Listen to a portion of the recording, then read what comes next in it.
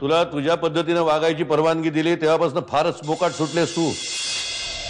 त्या घराला म्हणून काही शिस्त आहे ती तुला मोडता येणार नाही. जसं काही मी मध्यरात्री चाले चुकले, सॉरी. बस ही नाटकं नको आहेत. प्रश्न उशिरा येण्याचा नाहीये, न कळवण्याचा आहे. एक फोन नाही, SMS नाही, किती वेळ लागतो याला? मला फालतू लाड नको आहेत. शिस्त म्हणजे शिस्त. सगळं बंद करून टाकेन. मैदान, कबड्डी सगळं करा, सगळंच बंद करा. मला सुद्धा बांधून ठेवा कुठेतरी. भाऊ म्हणतात ना तेच बरोबर आहे. जिद्द, प्रामाणिकपणा, मनाचं समाधान या गोष्टी राहिल्याच नाहीयेत आता. कारण तुमच्यासारखी लोक त्या चिरडून टाकतात.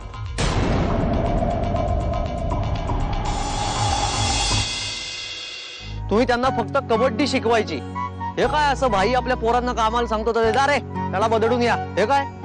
अरे मी गेलो ना तो मरेल माझ्या हाताने. हे काय उत्तर आहे का? मग काय करायला काय पाहिजे तुम्ही?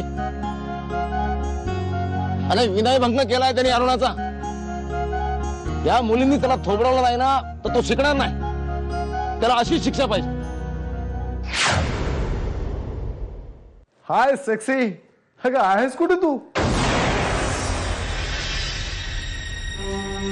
तुम्ही घरी आला होता तसं कळलं. हो, तुझी आई होती घरी. मला वाटलं तू एकटी असशील. मस्त धमाल केली असती. पण काय ना, तूच नव्हतीस. तुझी आई मला विचारते काय काम होतं. आता तिला कसं सांगणार की तुझ्याकडे माझं काय काम होतं ते. हे पण जाम पकवलं ना तुझ्या आईने. आपण बाहेर कधी जायचंय सर? तू म्हणशील तेव्हा. 2 दिवस जाऊयात. हे बघ माझ्या मित्राचं फार्म हाऊस आहे अलिबागला. मस्त धमाल करूयात, एन्जॉय करूयात आपण. आणि समजा मी नाही आले तर? मग ऑफिसला यायची काही गरज नाही.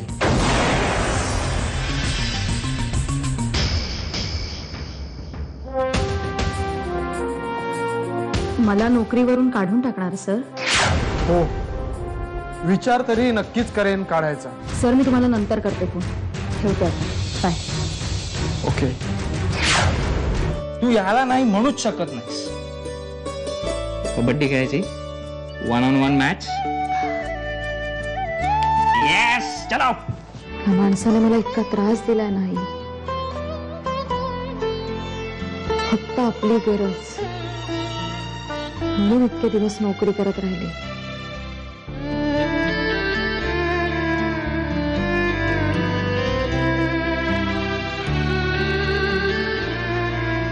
नारू बाळा, मी पण किती मागे लागायची ग तुझ्या. सारखं आपलं टोचून टोचून बोलणं सुरूच असायचं माझं. पैशाचं विचारत राहायची त्यावेळी बोलायची तू बघते काहीतरी, बघते काहीतरी. आता मला कळतंय त्यावेळी तुझ्या डोक्यात कुठले विचार असायचे त्या कुत्र्या बॉसचे. तुला माहितीये आपल्या दोघांमध्ये कम्युनिकेशन नव्हतं ना, याचाच फायदा पप्पांनी घेतला. म्हणजे हेच सतत आपल्या दोघांमध्ये कंपॅरिझन करायचं. शिवानी कशी आहे, एवढी लहान असून सुद्धा ते किती मॅच्युअर्डली वागते, हे असलं सतत मला ऐकवायचं. मग मलाही राग यायचा तुझा. शत्रू वाटायचीस तू मला.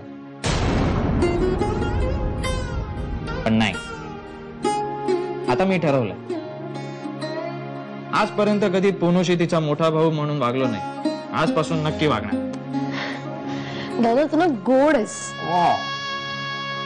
आपले जनक श्री जयराज देशमुख यांचीच देणगी.